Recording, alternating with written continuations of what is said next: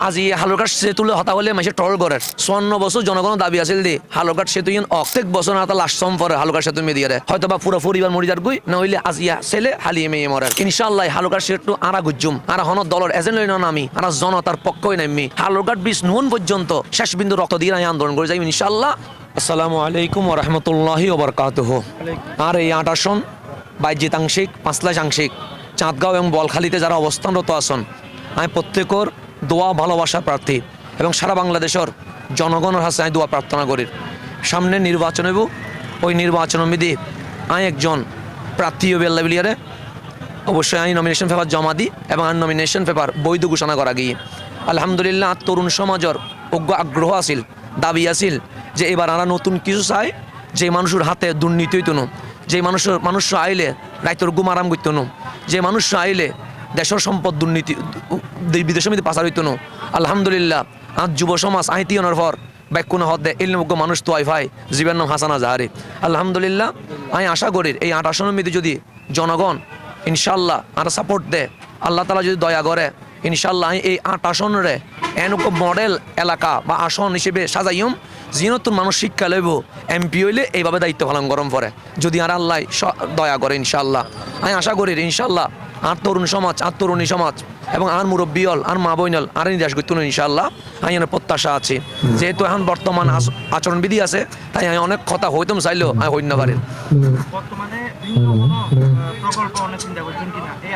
অবশ্যই এই ৮ আসনে আর অনেক প্রকল্প আছে,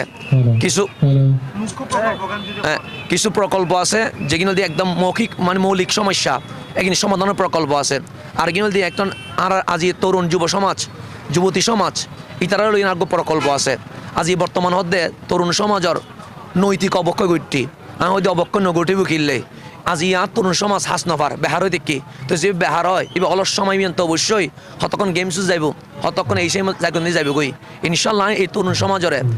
বেকার মুক্ত করি বেললাই আইটি সেক্টরের উগ্র ট্রেনিং সেন্টার ব্যবস্থা করছুম যে সিটি কর্পোরেশন তাইব উগ্র আর হালুকাট ব্রিজ ওই পারা তাইব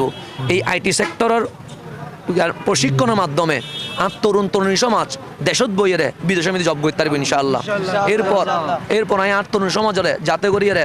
তারা নেটে অনলাইনে অশ্লীল ভিডিওতে আসক্ত নয়, এটা আমি খেলার মাঠের আয়োজন করছুম যার কারণে খেলাধুলা সুস্থ সংস্কৃতির মাধ্যমে আর তরুণ সমাজ সুস্থ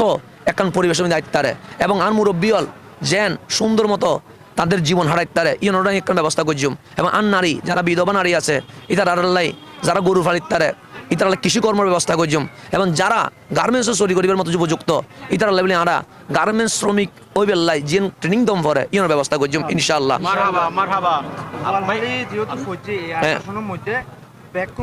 মূল এবং খুব ইম্পর্টেন্ট বিষয় হলো কি হালুকার সেতু জি এটা আজি হালুকার সেতুলে হতা হলে মাসে টল করার কিনলে 54 বছর জনগণ দাবি আছিল দি হালুকার সেতু